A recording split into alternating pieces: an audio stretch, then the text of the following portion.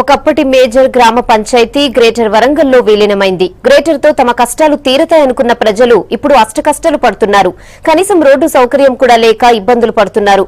కాకతీయుల కాలంలో గడపకొండగా ప్రసిద్ధికెక్కిన ఆ పల్లె పడుతున్న రోడ్డు కష్టాలపై స్పెషల్ స్టోరీ.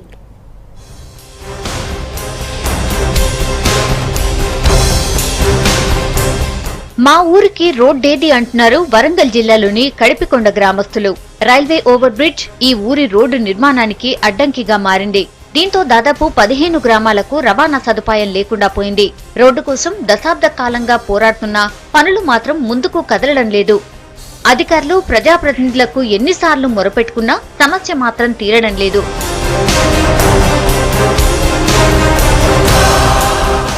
కడిపికొండ గ్రామం గ్రేటర్ వరంగల్లో 35వ డివిజన్ గా ఉంది. అయినా ఊరికి వెళ్లేందుకు మాత్రం సరైన దారి లేదు. ఇక్కడ 17,000 మందికి పైగా జనాభా ఉన్నారు. రోజు వివిధ పనుల కోసం వేలాది మంది వరంగల్ కి వచ్చి వెళ్తూ ఉంటారు. ఎమర్జెన్సీ సమయంలో అంబులెన్సులు రావాలన్నా ఇబ్బందిగా మారుతోందంటున్నారు గ్రామస్తులు. మాకు ఈ దారి ఇప్పుడు ఈ దాదాపు ఒక 15 కిలోమీటర్ల దూరంకి వెళ్ళి ఈ గ్రామం నుండి కాజుపేటకు చేరుకుంటారండి. ఉద్యోగస్తులు కావచ్చు, తర్వాత ఈ వ్యాపారస్తులు కావచ్చు, కూరగాయలు ఇట్లా అమ్ముకున్నారు. ఒక 188 ఎవరికైనా ఏదైనా అపాయం కలిగిందంటే మనం కడుపుకొండ దాకా ఇక్కడ దాకా వచ్చిన తర్వాత 188 ఇక్కడికి కడుపుకొండ గ్రామానికి వచ్చి మేము బ్రిడ్జ్ కాడికి పోయి మేము తీసుకొని వెళ్ళాలి. అక్కడికి ఆ 15 కిలోమీటర్ల అవతల వాళ్ళు కూడా ఇక్కడికి రావాలి. రోడ్ల లేక బాధపడతాను, చాలా బాధపడుతున్నారు. అట్లా ఊళ్ళోకి వెళ్ళి తీస్తామంటే వాళ్ళు వద్ద అంటున్నారు, ఇక్కడికి వెళ్ళి తీస్తామంటే వీళ్ళు వద్ద అంటున్నారు. వచ్చేదానికి దారి లేకుండా అయిపోయింది. ఊరికి దారి బస్సులు వచ్చేదానికి చాలా ఇబ్బందులు పడుతున్నారు. మాకు రావాలంటే ఊళ్ళోకి రావాలంటే చాలా ఇబ్బందులు పడుతున్నారు. కడిపికొండకు దారి లేకపోవడంతో ఆ ఊరి పక్కన ఉన్న మరో 15 గ్రామాల ప్రజలకు కూడా ఇబ్బందులు తప్పడం లేదు.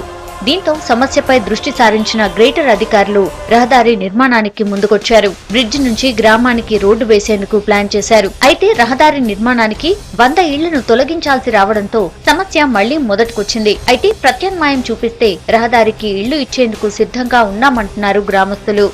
కాచిపేట వేసిన మాకు చాలా ఆటంకాలు జరుగుతున్నాయి. ఈ గలీలలో తిరుగుడు, మాకు ఆ కష్టాలకు వచ్చిన దానికి 50 పనులు నొప్పులు వచ్చినా ఏది వచ్చినా 088కు ఫోన్ చేసినా మాకు ఎలాంటిది రాకుండా చాలా ఇబ్బందులు అవుతాయి. వరి కలుతానా పాము అమ్మాయి గడిచింది. అమ్మాయిని ఎదుర్కోవటానికి మేము ఫోన్ చేసేవారికి 4 గంటలన్నర టైం పట్టింది. ఇట్లా అంటే మాకు చేసి పెట్టి ఒక రోడ్డు అనుకూలంగా డైరెక్ట్గా చూంచి మమ్మల్ని అనుకూలంగా మీరు చేసి పెడితే బాగుంటది. ఒక్కొక్క నిలబడ్డ కానీ చిన్న వెహికల్స్ రావాలంటే ఇంకొక చిన్న కార్ కానీ ఇంకేదైనా పోవాలన్నా కానీ చిన్న చిన్న ప్రమాదాలు జరుగుతున్నాయి. ఒక 108 కూడా గ్రామాలకు రానిపోతుంది.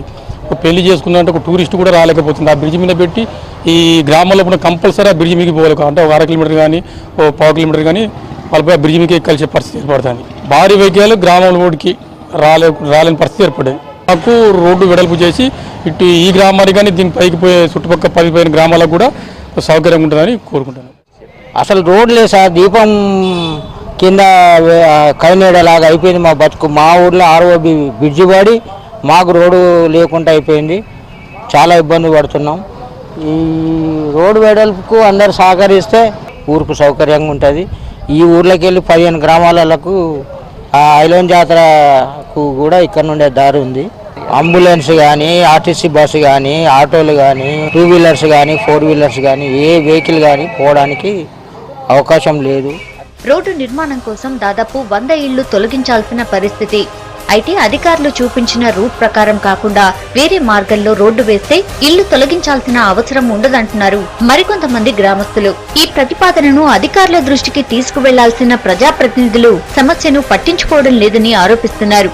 నాకు ప్రత్యామ్నాయం చూపిస్తే ఒకటే చెప్తాం, ఉన్న ఊరు కన్న తల్లి, ఉన్న ఇంటిని మించినటువంటి దేవాలయము ఎవరికైనా ఇంకోటి లేదు. ప్రభుత్వం ప్రత్యామ్నాయం చూపిస్తే పర్వాలేదు, కానీ ప్రత్యామ్నాయం చూపించేది అందరికీ చూపించాలి. అందరికి ప్రత్యామ్నాయం చూసి ఇక్కడున్న ఎటువంటి ఫెసిలిటీస్ ఉన్నాయో ఆ ఫెసిలిటీస్ కనుక కలిగిస్తే, అలా చేయగలిగితే కనుక మేమందరం కూడా ఇక్కడున్న ఎఫెక్ట్ అయ్యే వాళ్ళందరినీ కూడా కూర్చుండబెట్టి మాట్లాడి, కాకపోతే వాళ్ళ అభిప్రాయం కూడా తీసుకొని నేను కూడా అధికారులు ప్రజాప్రతినిధులు ఎవరికి వారే అన్నట్టుగా ఉండడంతో సమస్య కొలిక్కి రావడం లేదంటున్నారు గ్రామస్తులు.